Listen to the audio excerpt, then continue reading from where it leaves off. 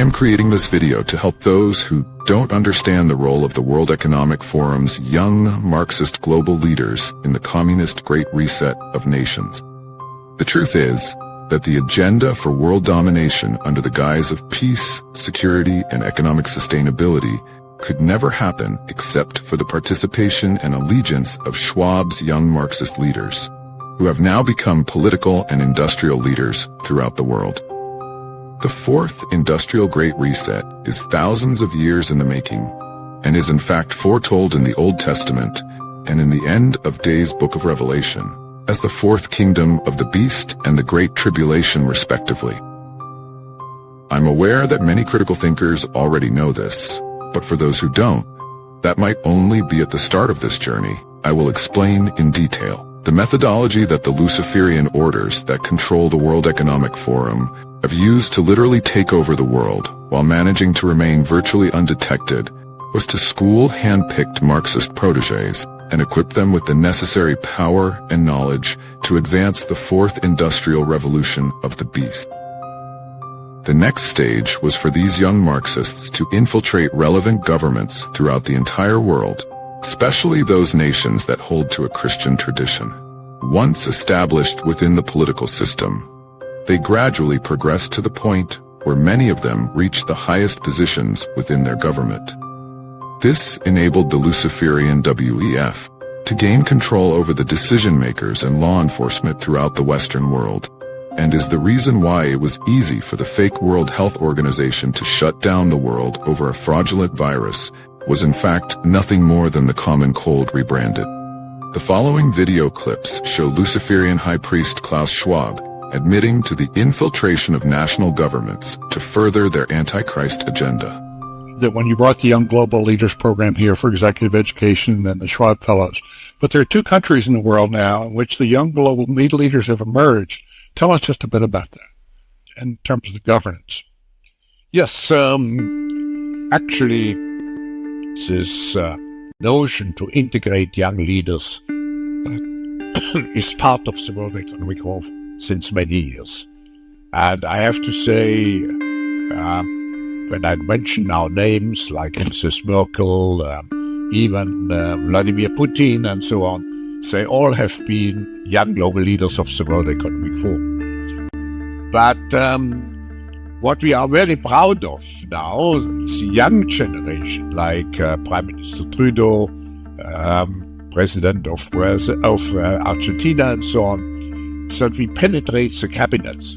So yesterday I was at a reception for Prime Minister Trudeau, and I would know that half of this cabinet, or even more half of this cabinet, are actually young global leaders. And that's true in Argentina too. Wow. Sorry. That's true in Argentina as well. It's true in Argentina, and it's true in France now. I'm with the president, a young global leader, but what is important for me is those young global leaders have an opportunity to come here, and we have established a course now since several years. And I think this cooperation has a tremendous impact, because being here for a week really creates a strong community.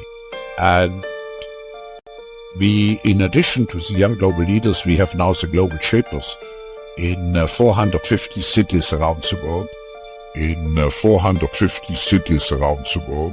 In the following video clip, Schwab is in discussion with the Marxist-Leninist president of Costa Rica.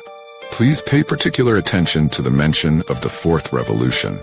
The definition of the word refers to a change in the way a country is governed, usually to a different political system, and often using violence or war. Only in this case it refers to the entire world, and not just a single country or nation. Schwab specifically mentions that Angela Merkel, Tony Blair, and Communist Vlad Putin were all young global leaders, schooled in the Marxist-Leninist principles, for the coming Luciferian takeover of the world under the guise of world peace and economic sustainability, which are merely a means of concealing the true agenda for worldwide Marxist-Leninism. Those who have watched some of my previous videos will hopefully remember that I showed Schwab keeps a bust of Bolshevik Revolution mass murderer Vlad Lenin on a shelf in his office. Be it known to anyone out there who is not aware that the coming Fourth Revolution is being created under the same principles of communist mass murder that has historically claimed the lives of hundreds of millions of people throughout the world and will be coming to our own doorsteps in the not-too-distant future.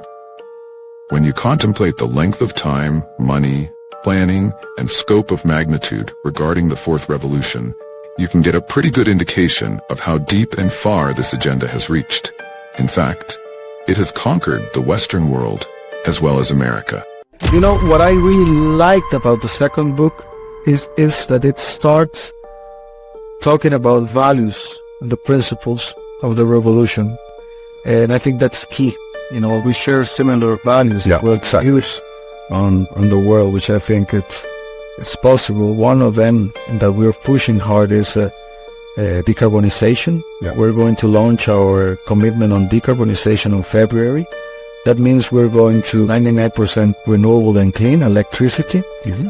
And now the challenge is we're going to plug that matrix onto transportation to reduce dramatically the emissions and to reduce the usage of fossil fuels until we don't use those anymore. I know you play also a very important role in preserving, let's say, your forests. You have a young population, you have a relatively well-educated population. You can use the fourth industrial revolution to create, let's say, fast-track growth for your country. My commitment will be to add value. We'll be part of the Young Leaders Initiative. This is Merkel, Tony Blair. They were all, even President Putin. They were all young global leaders before. So if I take you, if I take Chancellor Kurz and the New Zealand Prime Minister, the three youngest leaders of governments are here. So I know you have many beautiful things in your country, but it characterizes the diversity, and at the same time everything goes up. Thank you.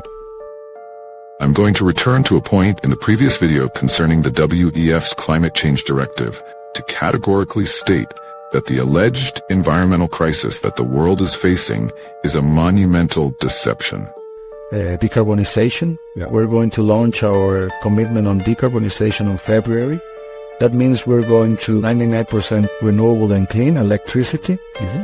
And now the challenge is we're going to plug that matrix onto transportation to reduce dramatically the emissions and to reduce the usage of fossil fuels until we don't use those anymore. This agenda is derived directly from the Jewish mystical Kabbalah and Babylonian Talmud. This fraudulent environmental crisis is associated with the Jewish utopia agenda, whereby the synagogue of Satan Jews will rule over the nations of the earth with their Antichrist Messiah. They absolutely believe that all the wealth of the world will become theirs at some point in the near future. And this, my friends, is what the fraudulent climate change crisis is really all about. The following video clips on the subject and agenda for a communist Jewish utopia and their ancient quest for world domination is not an endorsement of any pastor, preacher, or speaker. I'm simply showing these clips as they are relevant to the topic of discussion. In the Zohar, Talmud, and Kabbalah, the entire thing is separation of people to Israelitic and non-Israelitic according to the book called Jewish Utopia. Now, they are building their own kingdom. It's the Jewish earthly kingdom with headquarters in Jerusalem, where their AI Messiah will be, and they're going to rule the world through the law. You know, it will be international, one law, one religion, basically, Luciferian religion. So yes, in a Talmud, this is the Jewish earthly kingdom, and this is why the Zionist Christianity have embraced Chilism. They have embraced, or Chilism, I don't know how you would say. Chilism. Which means 1,000. Right, 1,000. Where they get the 1,000-year millennial reign. Exactly, which is a focus on earthly millennial kingdom And this is how Jews and Christians are getting together, and Christians are so deceived, thinking that they're working for the good thing, for the Jews, like they're helping the Jews. The Jews are supposed to get this kingdom. Yet this is Zoharic doctrine, and it does not have good intention. As I said, that they want to rule the world, they want to get Gentile riches, and they want to rule the Gentiles. They don't consider Gentiles fully human beings. And in fact, as an end game, they have this strange doctrine, Adam Kadmon doctrine, which Adam Kadmon originally was, according to Zohar and Talmud, he was androgynous. Adam, like he wasn't male, or he was male, female in one body. And this is why you see this transgender agenda today, and there are laws, very serious laws, passing in Alberta, Canada. Is Zionism behind the transgender movement? Yes, it gets its origin in Zionism, and it gets its origin in the Talmud, Zohar, and Kabbalah. It's a Kabbalistic doctrine of Adam Kadmon, which is eventually they have this doctrine called Tikkun Olam, repairing the world. Yes. So how do they want to repair the world? They want to bring it to the original. Who was original Adam? He was androgynous. So now they're putting specific things in food and drink, and they're basically their end game is to make humans that on Earth that will survive whatever it is they're bringing androgynous. Transgender agenda. What they're really trying to do is undo God's creation. Exactly. Yes. This fraudulent environmental crisis is associated with the Jewish utopia agenda. They absolutely believe that all the wealth of the world will become theirs at some point in the near future. And this, my friends, is what the fraudulent climate change crisis is really all about. Talking about values and the principles of the revolution. I sincerely hope that it's becoming clear that the WEF's Fourth Revolution is the ancient synagogue of Satan plot for a Jewish Bolshevik communist utopia, wrapped up in a climate crisis shawl. They are in fact one and the same. And if anyone out there wants to know how this new revolution is going to be enforced, then look no further than Lenin's Bolshevik mass murder and executions of all non-conformers. And that will give you a pretty good indication of what's coming before 2030. By way of Schwab's Fourth Revolution and destruction of this world.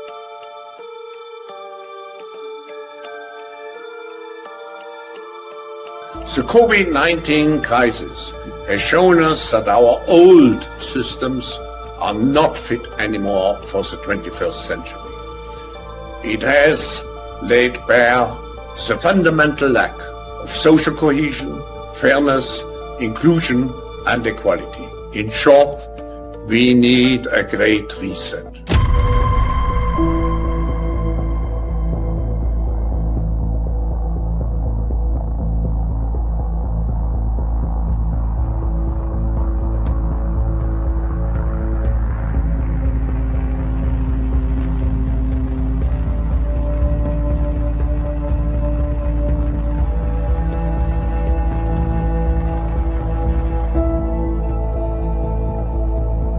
We have a choice to remain passive, which would lead to the amplification of many of the trends we see today. Polarization, nationalism, racism, and ultimately increased social unrest and conflicts.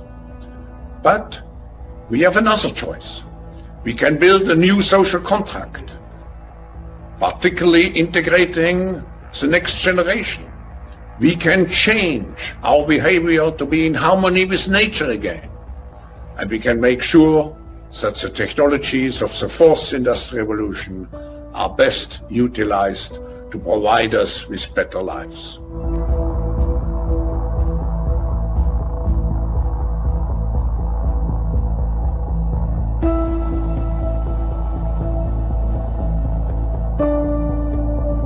It is obvious that we are in the midst of the most severe crisis the world has experienced since World War II.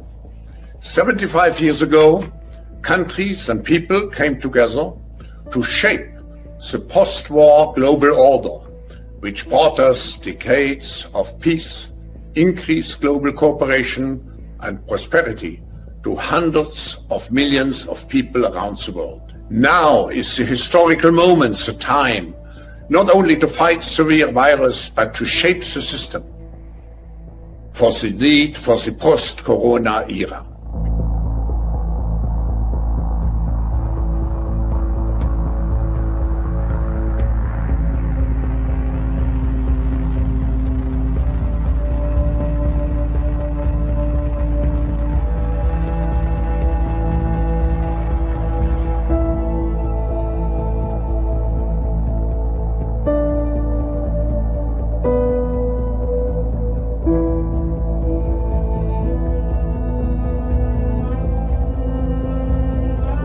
We have to mobilize all constituents of our global society to work together.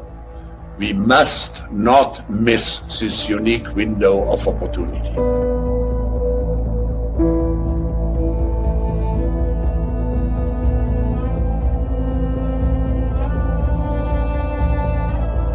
Donald Trump is part of the Talmudic Marxist-Leninist Great Reset agenda. You would have to be as dumb as a box of rocks not to figure that out, or perhaps part of the problem. I mentioned earlier in this video that Schwab's hand-picked protégés are essential to the takeover of nations, infiltrating and operating within national governments to further the Marxist-Leninist agenda. The next video clip shows another of those protégés. Ladies and gentlemen, I give to you Ivanka Trump, one of Schwab's young global leaders. To you and just ask you for your vision on the future of work and how this project really bridges the gap between public and private sectors. Well, thank you, and it's a pleasure to be here and to really affirm the United States' commitment to this joint effort, the reskilling revolution, and it's something that we have been deeply focused on in the United States, making sure that our booming economy works for all Americans and that nobody is left behind or forgotten. So we are taking a holistic approach to this at the United States government and look forward to this convening and opportunity to learn from each other. We've certainly learned on the apprenticeship front. There are great examples here in Switzerland. Ivanka Trump slipped in a mention of the revolution. She knows exactly what's going on. There is absolutely no way that she could work for her father's administration and not know what the revolution really means. She is, after all, one of Uncle Schwab's young global Marxist leaders. This image of Schwab and Trump stating that capitalism needs to be reformed. Those who have watched my previous videos on this will hopefully be well aware that this is in fact doublespeak, intent on hiding the true agenda, which are the destruction of the current financial and socio-economic systems and the establishment of a communist utopia for the wealthy Luciferian Talmudists. This image is quite important for what I'm about to share, which some may know while others may not. This also involves former CIA director and Trump administration Mike Pompeo. I'm going to prove that the Trump administration were fully compliant in the WEF's plan to destroy capitalism in order to establish Marxist-Leninism. Pompeo and Kushner attended the highly secretive Bilderberg meetings, which took place behind closed doors, and one of the topics centered around the destruction of capitalism, which also just happens to be the exact same agenda of Schwab's WEF. Now, what are the chances of that? These things don't happen by accident. They are planned decades in advance behind closed doors, without the knowledge or consent of the general populace. Pompeo and Kushner were participating in discussions on the destruction of capitalism years before Schwab even mentioned it. And Trump being a member of the Luciferian World Economic Forum, there is absolutely no question of a doubt that the Trump administration played a major and significant role in the coming Marxist-Leninist destruction of not only America, the entire world as we know it. I would assume that most Americans, and perhaps many others throughout the world, would believe that a guy like Mike Pompeo and an organization like the CIA are highly credible. This couldn't be further from the truth. These secret intelligence organizations are corrupt to the core, as are those who control them. And I'll let Mike Pompeo explain why in his own words. When I was a cadet, what's the cadet motto at West Point? You will not lie, cheat, or steal, or tolerate those who do. I was the CIA director. We lied, we cheated, we stole. It was like we had entire training courses.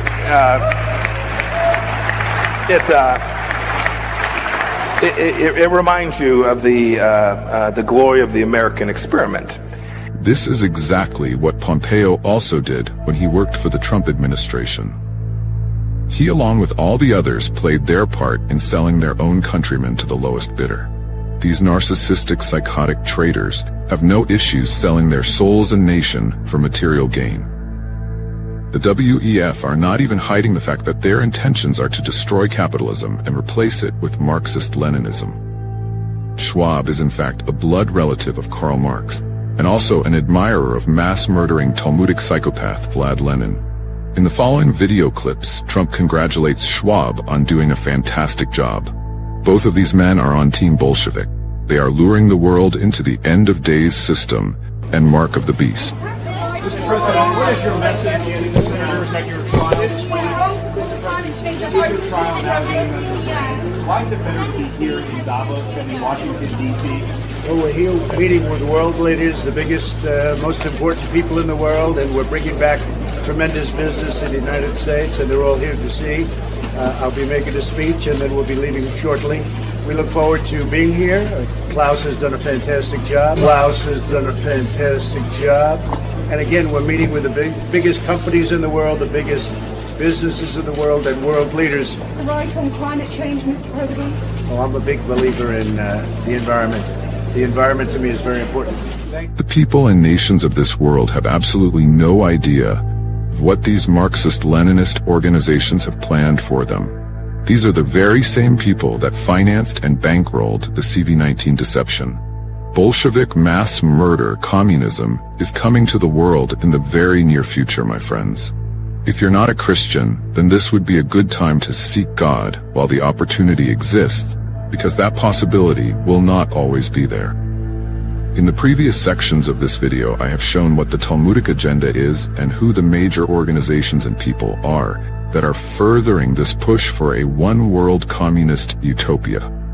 In this final segment, I'm going to show how this ideology has managed to remain virtually undetected throughout the centuries in order to reveal itself at the appointed time, and what the immediate future holds for the unsuspecting masses that have no idea of the horrific danger which they and their families are going to face in the very near future.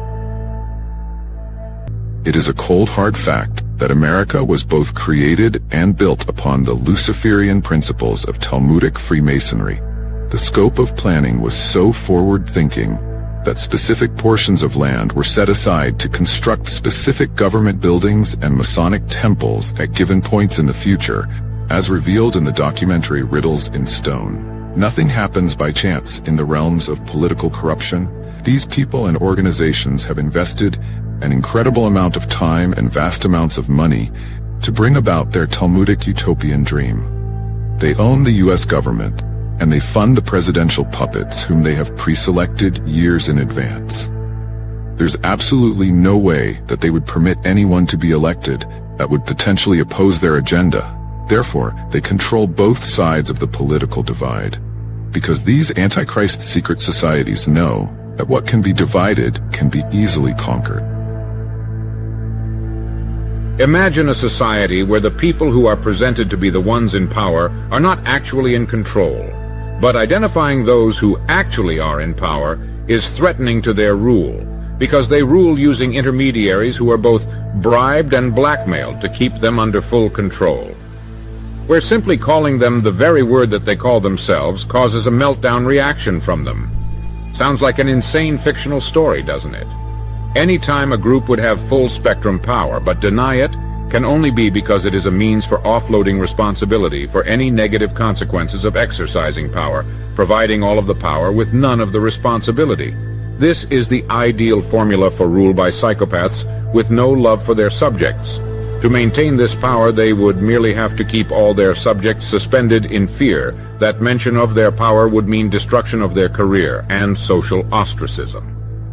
With this mere precarious suspension between comfortable prosperity and impoverished pariah, most people will not just remain silent, but will lie to themselves about what they are able to observe with their own eyes. They will praise the emperor's beautiful clothes despite his nakedness. They will deal with overpowering cognitive dissonance and will willfully deny the obvious. Good thing this is just a fictional proposition, though right, and not a real-life injustice or anything. The Babylonian Talmud has been defined as the most racist book ever to exist throughout all of human history. This book is the source of religious conflict and wars since its inception. Combined with the mystical Kabbalah, it is the basis for the 21st century Marxist-Leninist revolution of the world, operating under the guise of the WEF's Fourth Industrial Revolution, Great Reset of Nations. It's highly obvious that many deceived Christians who support this racist ideology are not aware that hate-filled Antichrist rabbis use the unbiblical Babylonian Talmud to interpret the Old Testament Torah. Many years ago, Bibi Netanyahu openly stated that the racist Talmud is the supreme basis for Jewish law and morality. It is absolutely imperative for anyone seeking to understand this ideology that the Luciferian rabbis incorporate the Old Testament Torah as being part of the Talmud. Thus they mingle and incorporate Talmudic doctrines with the Torah and teach this to their followers, perverting the word of Almighty God. And this is the reason why Jesus called them the children of the devil, as defined in John 8 verses 43-45. The following video is a prime example of this rabbinical racist ideology that is often hidden from the world, but can be seen in the following clips. Yes, we are racist. We believe in racism. There are racists in the world, and people have genetic traits, and that requires us to try and help them. The Jews are a more successful race. Outrage in Israel after recordings of instructors at a West Bank settlement pre-military academy surfaced, revealing them openly promoting Jewish supremacy. Other recorded comments advocated enslaving non-Jews for their genetic inferiority, and even positive comments about Hitler. Let's just start with whether Hitler was right or not. He was the most correct person there ever was, and was correct in every word he said. He was just on the wrong side. These ideas were being transmitted to soldiers. B'nai David declined to comment to I-24 News, but told Israeli radio that the comments were taken out of context and were a means of explaining Hitler's mindset. But it's not the first time B'nai David has been caught in controversy. 2 years ago, then Defense Minister Avigdor Lieberman tried and failed to defund the academy after another series of rabbis were caught preaching against educating women. Now the question remains, is this a common practice in other religious institutions? And should hate preachers receive tax money from the people they despise? Ariel Levin-Waldman, I-24 News. For those who don't know the truth concerning the history of communism and Marxist-Leninism, these are ideologies that were conceived from Talmudic Judaism. If you don't believe me, then I'll let this rabbi explain it to you. During a lecture of a communist propaganda in the USSR, a speaker said, "In the capitalist world, a person A is always exploiting a person B, but under communism it is the other way around." In the capitalist world, each business has a direct relationship with its clients. If you buy my product, then the item goes to you and the money goes to me. Under communism, everything belongs to the government.